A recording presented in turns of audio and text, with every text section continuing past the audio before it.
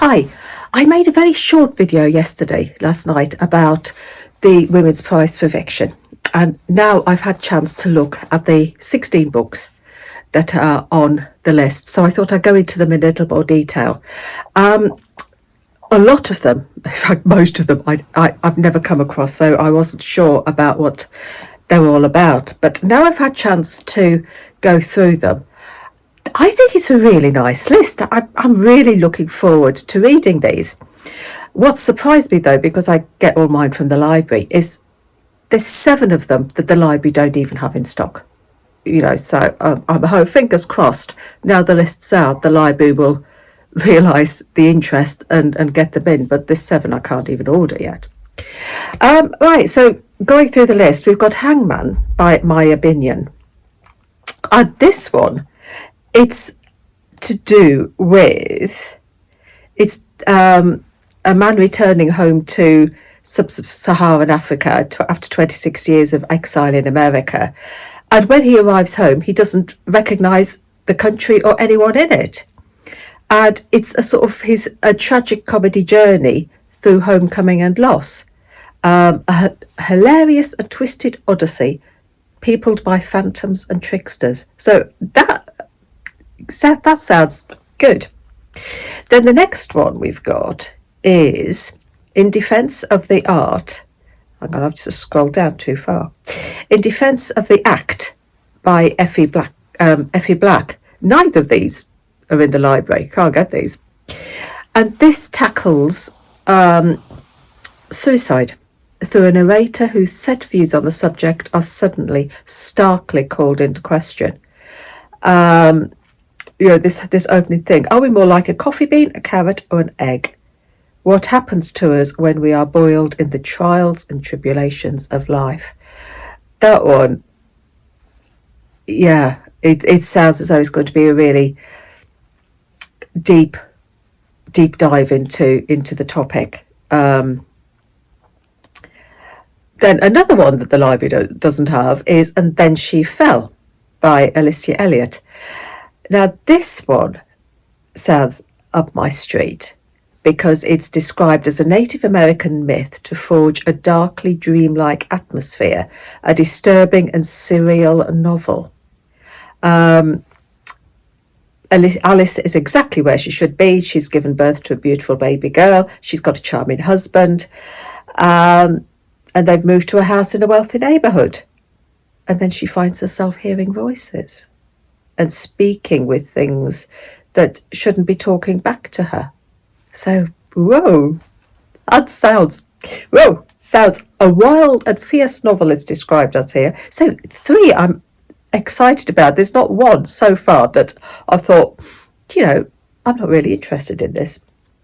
And then we move on to The Wren by Anne Einright. And I think I'm going to get this one on Audible.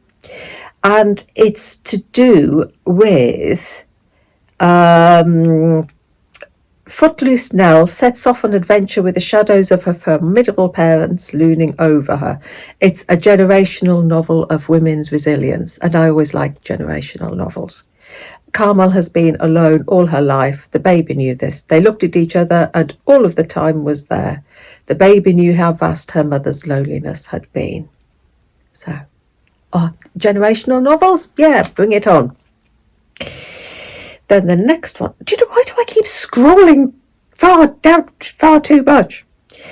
And the next one is, this is one I've ordered from the library, and it's The Maiden by Kate Foster.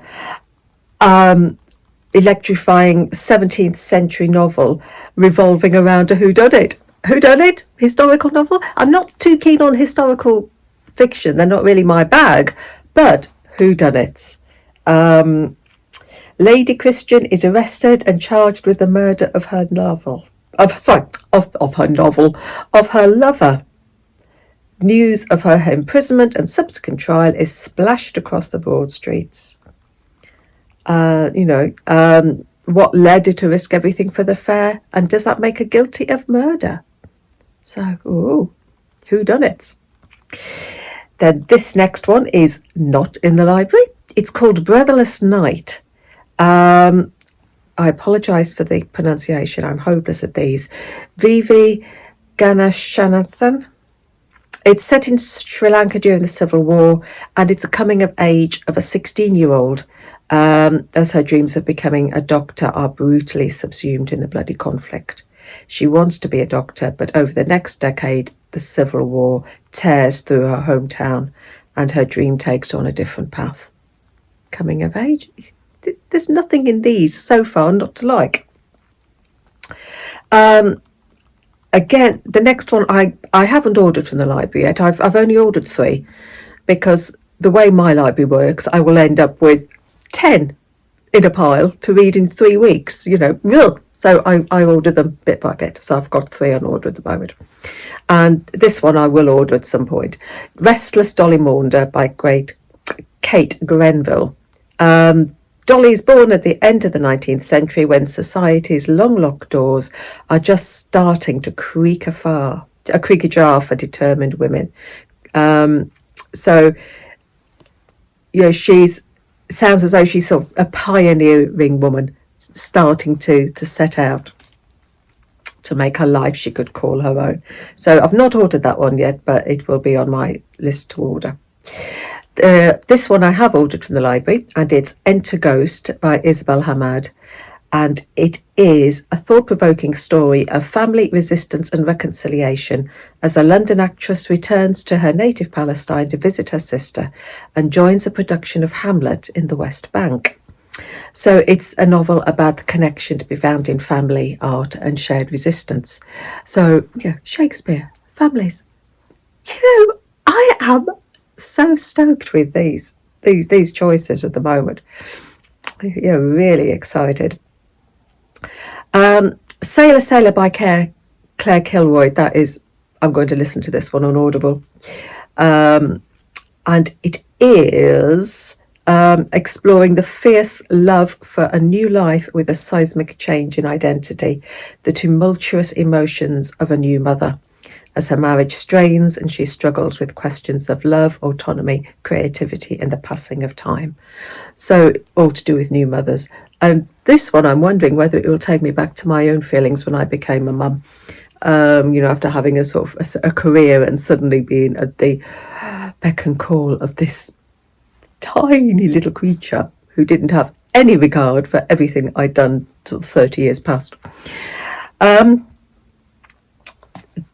Then this one I've ordered from the library, and this one sounds great. 8 Lives of a Century-Old Trickster by Marinai Lee. A breathtaking tribute to storytelling itself, it says here.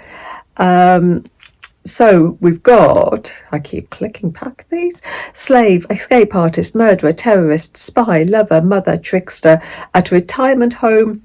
It's not unusual for residents to invent stories. So when elderly Mrs. Moog first begins to unspoil her memories, the obituarist listening to her is sceptical with all these stories she's telling. Is she reliable or not?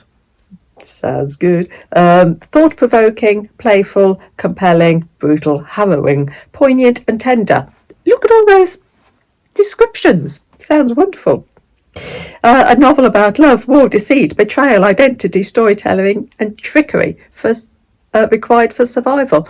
I mean, it's got everything in here, or it seems to have. Then we move on to another one that I will order from the library at some point.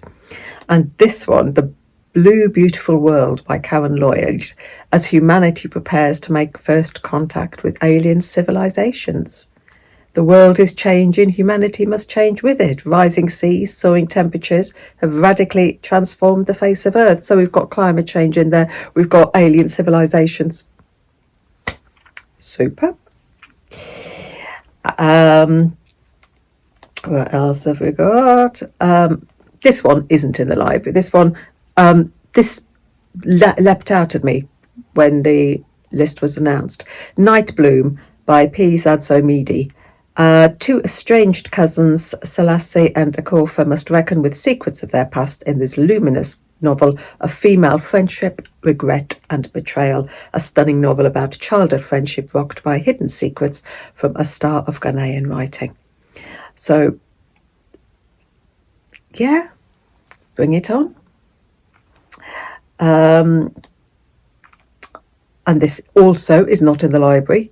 Even though I've seen this around on different sites, it's not in the library for some reason. River East, River West by Orbe Ray Lescure. An intimate family saga and a kaleidoscopic exploration of capitalism and East-West relations. A mesmerising reversal of East-West immigrant narrative set against China's economic boom. So, yeah, when it arrives in the library, I will order it. But, you know. And then, again, another one not in the library, A Trace of Sun by Pam Williams. It follows a boy who stays behind in the Caribbean as his parents leave for England in search for a better life. Don't go, mummy, please. This must be the beginning of the novel. He's left in Grenada, and when they're finally reunited 7 years later, they're strangers. So it's the emotional impact of separation. So, yeah. And then the final two are two that I have read. Ordinary Human Failings, that was on the Cafe Nero list. I've read that. That one I enjoyed. And Western Lane by Chetna Maru. That was on the Booker shortlist last year. So those two, out of the 16, those are the only two I've read. So I've got 3 on order from the library I've got to wait for. I'm going to order Sailor first. Soldier Sailor first on Audible, so I can listen to that one. I'm doing housework and whatever it is. And so that's it. So I am really excited. It seems a really good list this year. So I'm really excited, and I will try and read as many as I can before the shortlist is announced. But I will get through all 16 because I always said it is my stall to do so. So happy reading. Take care.